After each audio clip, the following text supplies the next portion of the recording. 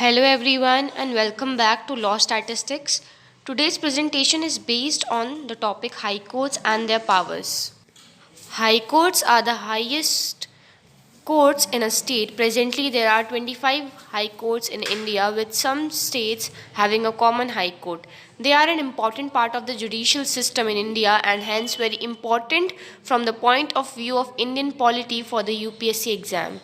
High courts and their functions, powers, jurisdiction, along with the rules for the appointment of high courts, are fundamental concepts in the polity section of the IAS syllabus.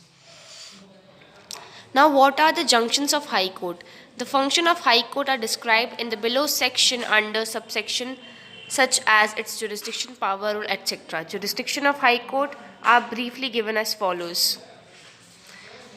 Firstly is the administrative powers. It superintends and control all the subordinate court. It can ask for details of proceedings from subordinate courts.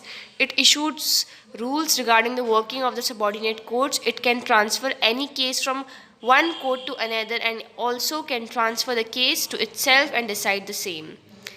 It can inquire into the records or other connected documents of any subordinate court. It can appoint its administrative staff, determine their salaries, allowances, and conditions of service. Now, apart from above, the High Courts have several functions and powers which are described below. High Courts are also the courts of record. The records of the judgment of High Courts can be used by subordinate courts for deciding cases. All the High Courts have the power to punish all cases of contempt by any person or institution. Appellate jurisdiction. In civil cases, an appeal can be made to the High Court against a district court decision.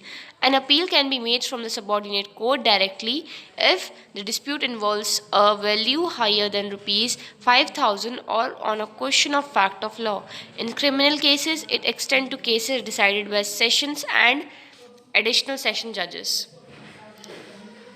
Original jurisdiction. The High Courts of Calcutta, Bombay, Madras have original jurisdiction in criminal and civil cases arising with these cities. They are entitled to hear civil cases which involve property worth over rupees 20,000.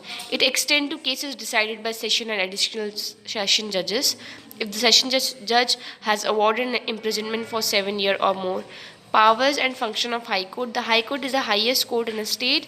Article 214 to 231 in the Indian Constitution talk basically about the powers organization of high courts. Currently, there are 25 high courts in India. The High Courts of Calcutta, Madras, Bombay was established by the Indian High Courts Act 1861. Power of judicial review is also provided to high courts. High courts have the power of judicial review. They have power of certification. A High Court alone can certify the cases fit for appeal before the Supreme Court. Now, the High Court autonomy. The independence of High Court can be corroborated by several points.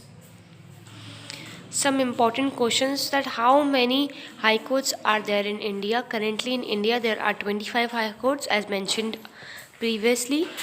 Which is the first High Court in India? So the first High Court in India is the Calcutta High Court, which was established in 1862. Also, what is the salary of Chief Justice of India? It's about 2.5 lakh. Which High Court has the highest number of benches in India? That is the Guwahati High Court.